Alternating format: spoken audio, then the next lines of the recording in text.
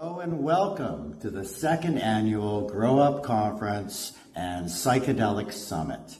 My name is Cy Williams, and today in the other room we are going to be examining the cultural roots of the modern medical psychedelic renaissance, along with a psychedelic 101 for the neophyte. It is an honor and to be welcomed and allowed to work on the Luwungan on the lands of the Luwungan people, and also known as the Songhees Nation, and the Esquimalt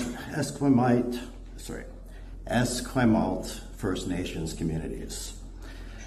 As you know, psychedelics have been used for millennia as medicines and in ceremonies.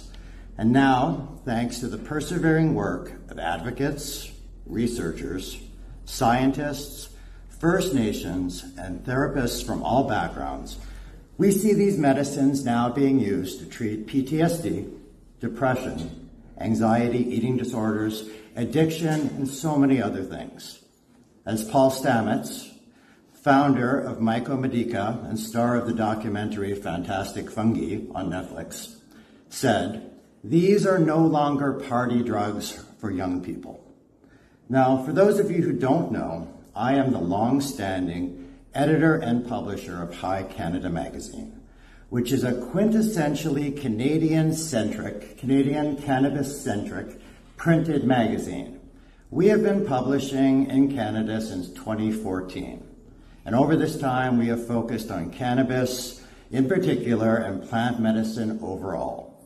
For the last 8 years, we have been disseminating information and education to Canadians on all aspects of the multifaceted industry that is cannabis in Canada. We at High Canada Magazine particularly love talking about the people behind the plant, the journeys people take, and the roads they take to get there. Now, there's a Rumi quote that sums up my journey, and it goes like this: "As you start to walk on the way appears." Now, as long-standing editor and publisher, this Rumi quote resonates with me deeply. It has guided me along the path to run an arts collective style magazine and providing information and education nationally and internationally for the last 8 years.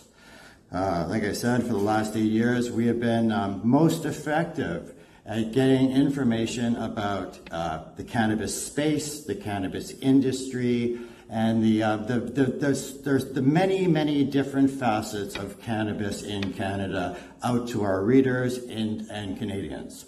We've spoken to hundreds of people who have shared their journeys with us, each one telling me and telling one of our reporters that cannabis has changed their life for the better.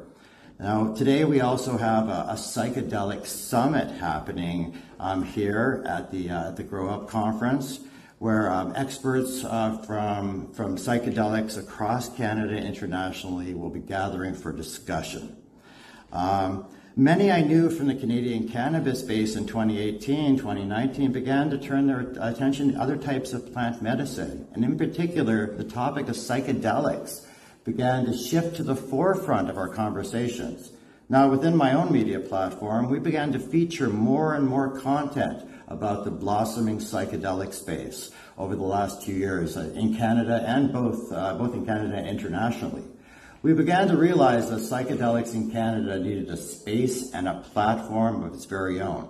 So in 2021, we took the leap of faith that is required in almost all major important decisions and historic situations. We started Psychedelic Canada Magazine, a new monthly printed magazine dedicated to informing and educating our readers and Canadians and people around the world about all things psychedelics in Canada and internationally. And let me tell you, if you thought that the cannabis industry was complicated, whoa, the psychedelic industry is 10 times more complicated. You really haven't seen anything yet.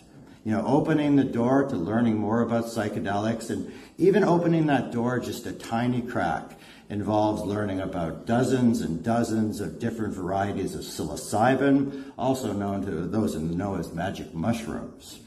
Pushing that door open just a little smidgen reveals reams of information on research into medical applications involving psilocybin, research into both microdosing and macrodosing psilocybin, a plethora of anecdotal information of first-person accounts, documentaries, YouTube videos, and an impressively huge underground market that has risen out of the newfound popularity of psilocybin microdosing. And opening this door just a tiny crack more reveals the rise of the corporate and pharmaceutically based psychedelic-based companies. Now remember, our allegorical, metaphorical door is open maybe this much. Open it a little bit further and discover the deep and spiritually nourishing side of psychedelics. You start to realize that what you think you may know about psychedelics is actually very little. And you start to realize how deep the rabbit hole actually goes. And you start to realize how many types of psychedelics there are out there, just besides psilocybin and all of the psilocybin variations that come with that fungi. Off the top of my head, there's MDMA, ketamine, peyote, mescaline, ayahuasca, ibogaine, LSD, DMT. Now, these are only general headings, as each of the psychedelics that I just listed are as easily as complex a topic as psilocybin is. Now, it's time for another Rumi quote. As Rumi tells us that the garden of the world has no limits, except in your mind. Now, I find this quote applies so very, very well to the psychedelic space in Canada and internationally, because we are still learning, we are still doing research, we are still gaining public support, and still we are at the very, very beginning of a very long road, but one that I totally believe will disrupt the billion-dollar industry that is healthcare in Canada and internationally. We are constantly finding amazing applications for an array of psychedelics, and again, from my perspective, these applications are improving quality of life for those involved. The possibilities seem endless, and it is a distinct honor to be standing here today before you as we embark on this day-long, week-long conversation at the Psychedelic Summit to discuss medicinal psychedelics, cultivation, policies, business insights, the latest innovations, and to hear from some of the brightest and best minds in the psychedelic world about what the state of psychedelics is in Canada today.